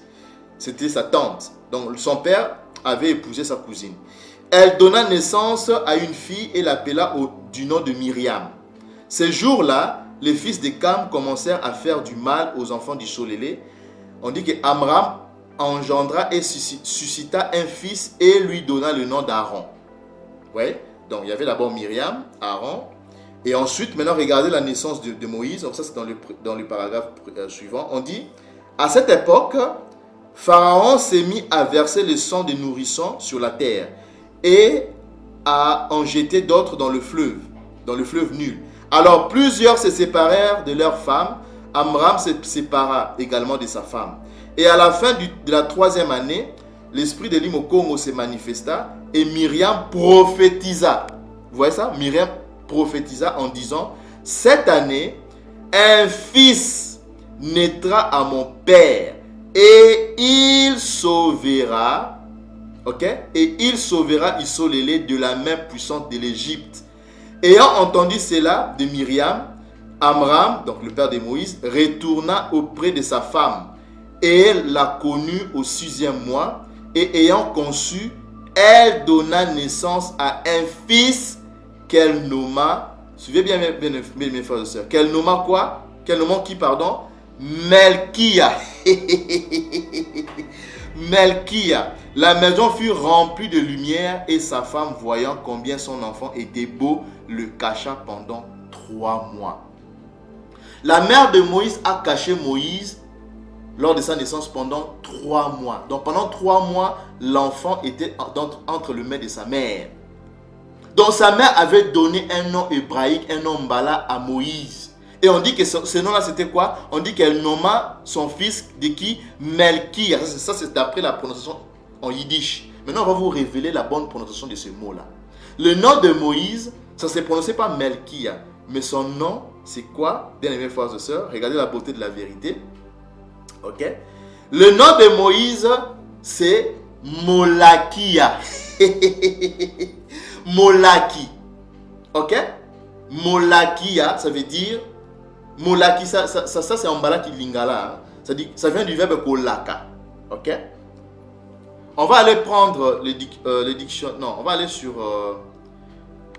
Google. Ok. Allons-y sur Google. Donc sur Wiktionnaire, vous voyez, Molaki. Qu'est-ce que signifie Molaki? En bala lingala. Molaki, on dit que l'étymologie, ça vient du verbe kolaka. Qu'est-ce que signifie kolaka? Pour ceux qui parlent le bala lingala, kolaka veut dire prédire, prophétiser, annoncer, ok? Ce qui adviendra dans le futur. C'est-à-dire c'est prédire, c'est prophétiser, kolaka. Ok? Ça vient de ces verbes-là, kolaka, laka. Et quand on dit maintenant Molaki, ça veut dire c'est celui qui annonce, c'est celui qui prophétise, c'est celui qui prédit. Ok? Les définitions ici sont incomplètes. Hein? Donc Molaki, ça veut dire quoi? Molaki signifie un annonciateur. Parce que ça vient du verbe annoncer, prédire, prophétiser. C'est un annonciateur, un messager, un prophète. C'est un messager, c'est un prophète. Ça vient du verbe kolaka. Donc, Molaki, c'est un prophète, c'est un voyant, ok? C'est un messager, c'est un annonciateur. Ok? Donc, c'est ça le nom véritable. Ok? Ce n'est pas Melkia, mais c'est pas Melkia, comme comme le prononce ici Edom, en yiddish. Non, c'est pas Melkia, mais c'est Molakia. Ok? C'est Molakia. Molakia, le ya là, ça veut dire tout simplement Yandakongo, c'est-à-dire le messager, comme je l'ai mis ici, donc le messager, le voyant, le prophète de Yandakongo, c'est-à-dire de Yakongo, de l'Éternel. Donc Molakia signifie le messager, le prophète de l'Éternel. Voilà, bien aimés frères et sœurs, la révélation sur le nom véritable, le nom hébraïque, je dirais. Pas le nom kamite, mais le nom Mbala du législateur Moïse, de Nabi Massa. Donc Massa, c'était son nom égyptien, kamite, que la fille de Pharaon lui avait donné. Mais le nom que sa mère, la mère de Moïse, lui avait donné lors de sa naissance, c'était Molakia. Bien aimés frères et sœurs, c'est pas merveilleux ça? C'est Molakia. Donc, bien aimés frères et sœurs, voilà la révélation qu'on tenait à vous révéler aujourd'hui. Donc, pour terminer, pour conclure, bien aimés frères et sœurs, il faut lire, comme on vous a toujours recommandé, les livres apocryphes. Ce sont des livres qui font partie du rouleau du livre de la loi. Ok? Donc, voilà, c'était ça la révélation pour aujourd'hui, bien aimés frères et sœurs. Keyela Kabuya Congo, Eli Moyanvula, vous bénisse de partout où vous nous avez suivis, bien aimés frères et sœurs. Au nom puissant de Yisaïla Congo, notre Messie, notre seul chef, Makayela Congo, Tonda.